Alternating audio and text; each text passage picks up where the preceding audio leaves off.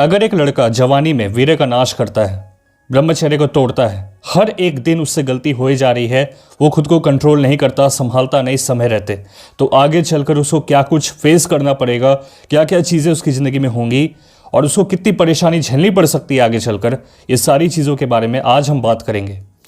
दोस्तों, पहले के समय में ब्रह्मचर्य कंपलसरी होता था। गुरुकुल में जाते ही बच्चे को शिक्षा दी जाती थी, एक छोटे से लड़के को शिक्षा दी जाती थी कि आपको ब्रह्मचर्य का पालन करना है, संयम रखना है अपने जीवन में, अपनी ऊर्जा का इस्तेमाल सही जगह पर करना है।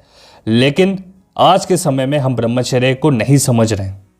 हमें लगता है ब्रह्मचर्य है सिर्फ वीर्य को बचाना, लेकिन ऐसा नहीं है। आज के समय में अगर आप देखें, जिस प्रकार का पॉल्यूशन है, जिस प्रकार का मिलावट है हमारे खाने में, वीर्य को बचाना तो जरूरी है ही, वो हमारी सेहत को अच्छा करता है, लेकिन उससे भी इंपॉर्टेंट ये है कि हम अपनी ऊर्जा को सही जगह पर लगाएं, ताकि हमारा जो मन है, हमारा जो ब्रेन है, वो हमसे ऊंचे से ऊंचे लेवल पर काम करवाए। एक वीरनाश करने वाला व्यक्ति जब ब्रह्मचर्य का पालन करता है तो पहले उसकी जिंदगी कैसी थी और बाद में कैसे हुई है, जो डिफरेंस आया है ना, वो आप सुनेंगे अगर तो आपको बहुत इंटरेस्टिंग भी लगेगा, बहुत कुछ सीखने को मिलेगा। देखो, जब वो इंसान वीरनाश करता था, वो किसी की बात नहीं मानता कि ब्रह्मचर्य के फायदे हैं, वो सुनता और उसको अनसुना कर देता, अनदेखा कर देता कोई भी फायदों को। लेकिन पहली बार जब उसको महसूस होने लगा कि नहीं, थोड़ा कुछ चेंज करना चाहिए अब अपनी जिंदगी में, बहुत सालों से एक ही तरह से मैं वीरनाश किए जा रहा हूं, थोड़ा कुछ चेंज करते हैं, तो उसने डिसीजन लिया कि अब मैं खुद पर एक्सपेरिमेंट करूंगा, मैं खुद पर प्रयोग करके देखूंगा कि क्या सही में ब्रह्मचर्य के फायदे होते हैं या लोग ऐसे ही कह रहे हैं। और उन्होंने ऐसा महसूस किया कि किताब के एक पन्ने को, किताब के एक पेज को पढ़ने में, समझने में, उसको थोड़ा सा याद करने में उनको 45 मिनट का समय लगता था, और उसमें भी कई चीजें वो भूल जाते थे वीरनाश के समय।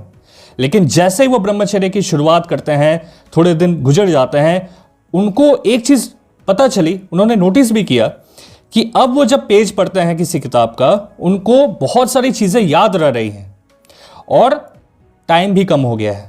20-25 मिनट में ज्यादा वो मेमोरी को अच्छे से यूटिलाइज कर पा रहे हैं।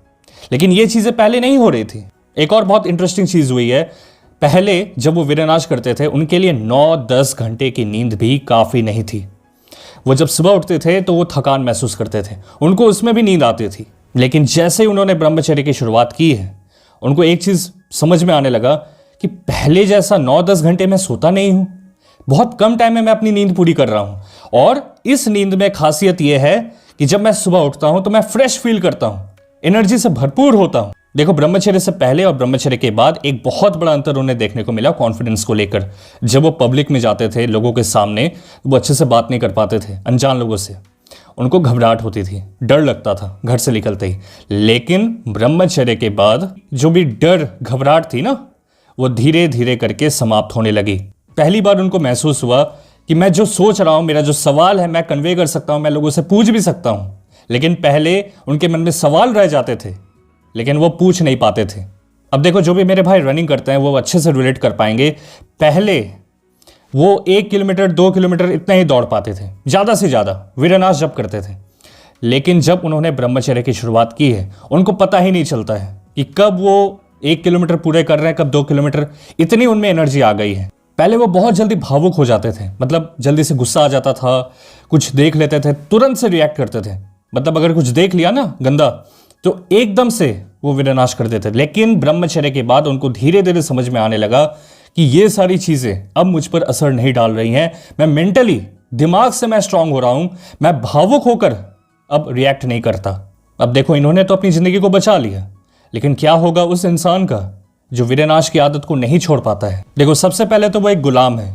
जब वो बूढ़ा हो जाएगा ना, अगर उसने इस आदत को नहीं छोड़ा तो उसके मन में हमेशा एक रिग्रेट रहेगा, अफसोस होगा उसको कि मैं क्या कर रहा था इतने दिनों तक। उसके मन में आएगा कि काश मैं लोगों की बात सुन लेता, काश मैंने खुद को थोड़ा सा कंट्रोल किया होता तो मेरी हालत इतनी खराब नहीं होती। बुढ़ापे में साथ देने वाले लोग बहुत कम हो जाते हैं, ऐसे ही साथ छोड़ देते हैं। अगर आप वीडियोस देखो कि किस तरह से 70 के बाद जिंदगी हो जाती है लोगों की, तो आप पाएंगे कि बहुत ज्यादा तकलीफ है, बहुत ज्यादा तकलीफ है। तो आपको क्या लगता है, हम सब हमेशा जवान रहेंगे? हम तो नहीं रहेंगे जवान। तो इसलिए ब्रह्मचर्य इतना इंपॉर्टेंट है ताकि आगे चलकर हमें किसी भी प्रकार का अफसोस ना हो। हम ये ना कहें कि काश हमने मांस के टुकड़े को छोड़कर अपने लिए थोड़ा जिया होता, अपनी जिंदगी को जिया होता, तो आज किसी भी प्रकार का दुख ना रहता।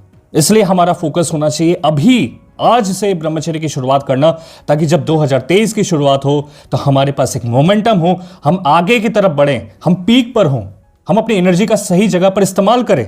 ऐसा नहीं होना चाहिए कि हम जनवरी में जाकर शुरुआत कर रहे हैं किसी चीज की।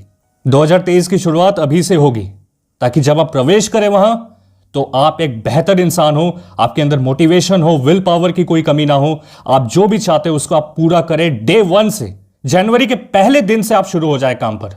करना है तो करना ही है। अब दोस्तों, Telegram channel the illuminati show का लिंक भी इसी वीडियो के डिस्क्रिप्शन में है। आइए साथ मिलकर हम और आप ब्रह्मचर्य का पालन करेंगे। मिलते हैं अगली वीडियो में।